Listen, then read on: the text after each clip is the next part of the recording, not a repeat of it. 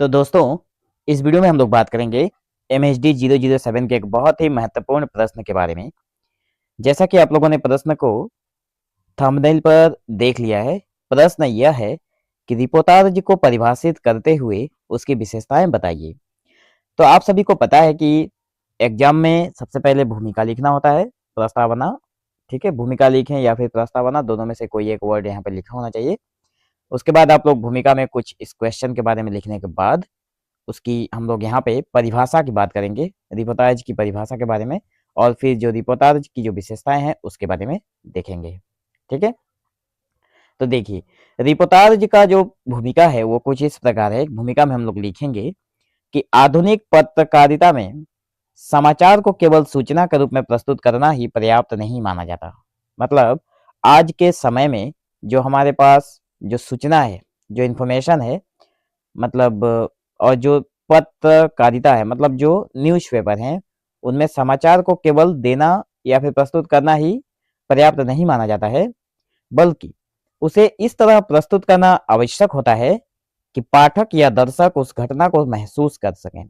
मतलब अब अगर कोई सामने वाला व्यक्ति अगर न्यूज़ पढ़ रहा है, अगर उसे इंफॉर्मेशन मिल रही है, तो वो इन चीज़ों को फील कर पाए, ऐसे तरीके से प्रस्तुत करना है।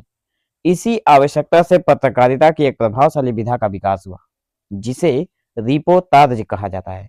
मतलब केवल न्यूज को दे देना ही हमारा आज का काम नहीं है, बल्कि उसे पाठक को, मतलब जो पढ़ने वाला जो न्यूज पढ़ रहा है, उस व्यक्ति को न्यूज को फील कराना भी क्या है, एक नई विधा का प्रचलन है, जिसको रिपोर्टाज कहा गया है।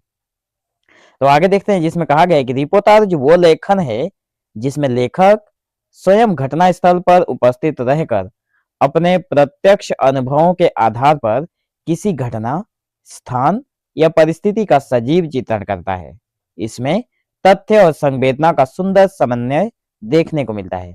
देखिए, रिपोर्टाज एक प्रकार का लेखनी है, और ये इसमें होता क्या है कि जो लेखक है वो घटनास्थल पर उपस्थित रहता है और अपनी आंखों देखी अनुभवों को प्रत्यक्ष रूप से वो घटनास्थल पर रहते हुए इसका वर्णन करता है।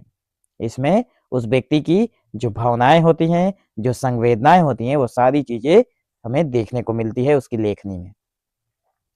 रिपोर्टाज की परिभाषा की अगर बात करें, तो रिपोर्टाज जो है पत्रकारिता की वह विधा है जिसमें किसी वास्तविक घटना, दृश्य या स्थिति को लेखक अपनी आंखों से देखकर सच्चे तथ्यों के साथ साथ अपने अनुभव और भावनाओं के माध्यम से इस प्रकार प्रस्तुत करता है कि पाठक स्वयं को उस घटना का प्रत्यक्ष साक्षी समझने लगे।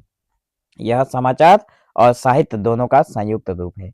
देखिए, रिपोर्टाज की परिभाषा में आप लोग एग्जाम में डायरेक्ट ये वाली चीजें लिख सकते हैं कि रिपोर्टाज जो है पत्रकारिता का एक ऐसा विधा है, ऐसा नियम है, ऐसा सिस्टम बनाया गया है, जिसमें क्या होता है कि वास्तविक घटना जो होती है वहां पे जो लेखक है वो मौजूद रहता है, अपनी आंखों से देखकर उसमें जो उस घटना की जो सच्चाई होती है और उसमें अपने अनुभव को लगाकर अपनी लेखनी को प्रस्तुत करता है और उसे मतलब उसे लोगों तक पहुंचाता है। तो वो हो गया हमारा रिपोर्टाज। ठीक है, अब हम लोग देखते हैं कि रिपोर्टाज की जो विशेषताएं हैं। जैसे देखिए, अगर रिपोर्टाज अगर आंखों देखी घटना है, तो जो आंखों देखी घटना का वर्णन, ये तो हमारा पहला पॉइंट हम लोग लिख सकते हैं। तो मैंने यहाँ पे रेड कलर में जितने भी बिंदु देकर रखे हैं, ये सभी के सभी आप लोग भी पॉइंट वाइज में दे सकते हैं कि विशेषताएं रिपोर्टाज की विशेषताओं के रूप में। पहला नंबर है आंखों देखी घटना का वर्णन। देखिए, मैंने 3-4 बार यही चीजें समझाता आ रहा हूँ कि रिपोर्टाज जो है लेखक स्वयं घटना स्थल पर मौजूद रहता है और जो कुछ देखता है, सुनता है और अनुभव करता है, उसी का वो विवरण प्रस्तुत करता है रिपोर्टाज में। ठीक है, दूसरा नंबर हो गया सत्य और तथ्य पर आधारित लेखन होती है। मतलब रिपोर्टाज में कोई कल्पना नहीं होता है, कोई भी चीज इसमें कल्पना की कोई भी गुंजाइश नहीं होती है। सही सभी विवरण वास्तविक और प्रमाणित होते हैं। तो लाइन से ही आप लोग समझ गए होंगे कि जो भी चीजें लिखी जाएंगी रिपोर्टाज में, वो उस समय की सच्ची घटना होगी। जो व्यक्ति लिख रहा है अपनी आंखों से देखते हुए सारी चीजों को वर्णन कर रहा है और अपने अनुभवों का भी उसमें सहयोग लिया हुआ है।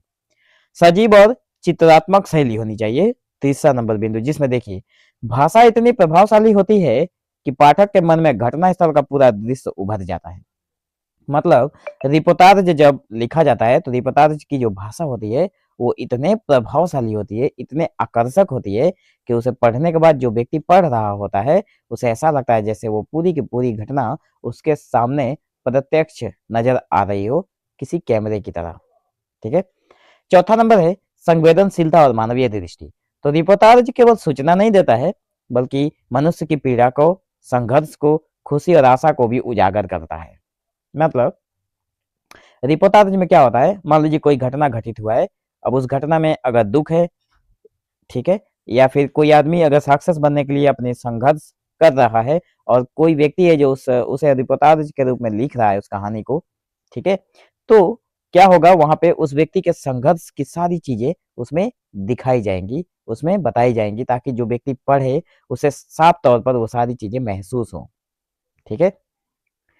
पांचवा नंबर है स्थान, समय और वातावरण का स्पष्ट चित्रण। देखिए घटना कहाँ, कब और किन परिस्थितियों में घटी, यह सब विस्तार से बताया जाता है। रिपोर्टाज जब लिखा जाता है तो उसमें जो घटना घटी गई है उसमें स्थान था, कौन सा जगह था, कहाँ था, कब हुआ था घटना और किस परिस्थिति में, किन परिस्थितियों में वो घटना घटी, ये सारी चीजें विस्तार रूप से बताई जाती है। छठा नंबर है लेखक की उपस्थिति और दृष्टिकोण। देखिए रिपोर्टाज में लेखक की उपस्थिति प्रत्यक्ष और परोक्ष रूप में महसूस होती है। मतलब रिपोर्टाज की ये जो बात है, छठे नंबर पॉइंट की जो बात है, वो बिल्कुल कई बार हम लोगों ने बातें कर ली है इसके ऊपर कि जो लेखक है उसकी उपस्थिति प्रत्यक्ष रूप से या परोक्ष रूप से भी महसूस होती रहती है। ठीक है। सातवां नंबर है सरल, सहज और प्रभावी भाषा। देखिए इसकी भाषा ना तो बहुत कठिन होती है और ना ही अत्यधिक साहित्यिक, बल्कि सामान्य पाठक के लिए सहज होती है। रिपोर्टाज कोई इतना टफ विषय नहीं है, ठीक है, बहुत ही मतलब सामान्य चीजें हैं। इसकी जो भाषा होती है कोई कोई भी व्यक्ति कभी भी पढ़ेगा तो आराम से उसे समझ में आ जाएगी, इसलिए उसमें साहित्यिक भाषाओं का या फिर जो व्याकरण होते हैं उसका व्यवहार नहीं किया जाता है, बल्कि सामान्य पाठक के लिए जो सहज हो उसी भाषा में लिखा जाता है। आठवां नंबर है समाज से जुड़ा विषय वस्तु होता है। ज्यादातर रिपोर्टाज में, अधिकतर रिपोर्टाज जो होते हैं वो सामाजिक, राजनीतिक, सांस्कृतिक या मानवीय मुद्दों पर आधारित होते हैं, ताकि लोगों की भलाई वाली जो चीजें हैं वो सारी उसमें, वही सारी चीजें उसमें लिखी होती हैं। 9 नंबर का है तत्काल प्रभाव डालने की क्षमता भी रखती है। जो रिपोर्टाज होता है, मतलब उसको पढ़ने के बाद या फिर उसका सुनने के बाद क्या होता है, रिपोर्टाज पाठक को जो होता है सोचने पर, संवेदनशील बनने पर और कभी कभी बदलाव के लिए प्रेरित करता है। मतलब जो रिपोर्टाज है वो लोगों में, पाठक में जो बदलाव होते हैं, बदलाव करने के लिए अपना मतलब बदलाव करने के लिए प्रेरित करता है, मोटिवेट कर देता है जो भी व्यक्ति उसे पढ़ रहा होता है उसको। ठीक है। 10 नंबर का बिंदु है समाचार और साहित्य का समन्वय। देखिए इसमें समाचार की तथ्यात्मकता और साहित्य की भावनात्मकता का संतुलित मेल होता है। जो हमारा रिपोर्टाज है उसमें समाचार की तथ्यात्मकता मिलती है, मतलब सभी तथ्यों को समाचार के तौर पर भी देखा जा सकता है, और साहित्य की जो भावनात्मक जो मतलब परिस्थिति होती है उसे भी संतुलित करके रखता है। ठीक है। तो निष्कर्ष के तौर पर हम लोग यही बोलेंगे कि अंततः कहा जा सकता है कि रिपोर्टाज जो है पत्रकारिता की वह विधा है जो केवल सूचना नहीं देती बल्कि अनुभव भी कराती है सारी चीजों को। यह पाठक को घटना स्थल तक ले जाकर उसे सच्चाई से रूबरू कराती है। रिपोर्टाज के माध्यम से पत्रकार समाज की सच्ची तस्वीर प्रस्तुत करता है। रिपोर्टाज के माध्यम से जो हमारा पत्रकार है या फिर जो हमारा लेखक है वो समाज की उस सच्ची तस्वीर को प्रस्तुत कर पाता है लोगों के सामने और लोगों में जागरूकता और संवेदनशीलता उत्पन्न करता है। इसी कारण रिपोर्टाज को पत्रकारिता और साहित्य के बीच सेतु माना जाता है। तो जो रिपोर्टाज है वो पत्रकारिता और साहित्य के बीच का एक सेतु की तरह, ब्रिज की तरह काम करता है। ठीक है। तो दोस्तों मैं आशा करता हूं कि आप लोगों को रिपोर्टाज की परिभाषा के साथ उसकी जो विशेषताएं हैं उसकी यह इंफॉर्मेटिव वीडियो आप लोगों को पसंद आई होगी। अगर वीडियो अच्छा लगा हो तो मेक श्योर चैनल के साथ बने रहें और इसी तरह के इंटरेस्टेड वीडियो देखने के लिए आप लोग प्ले लिस्ट को जरूर फॉलो करें। ठीक है, चैनल को फॉलो करके प्ले लिस्ट को जरूर एक बार चेकआउट करें, ताकि इस कोर्स की जितने भी वीडियो अपलोडेड है या फिर आप लोग डिस्क्रिप्शन में भी उसका लिंक मिलेगा, आप लोग आराम से चेकआउट कर सकते हैं। तो मिलेंगे हम लोग एक नए वीडियो में, तब तक के लिए धन्यवाद।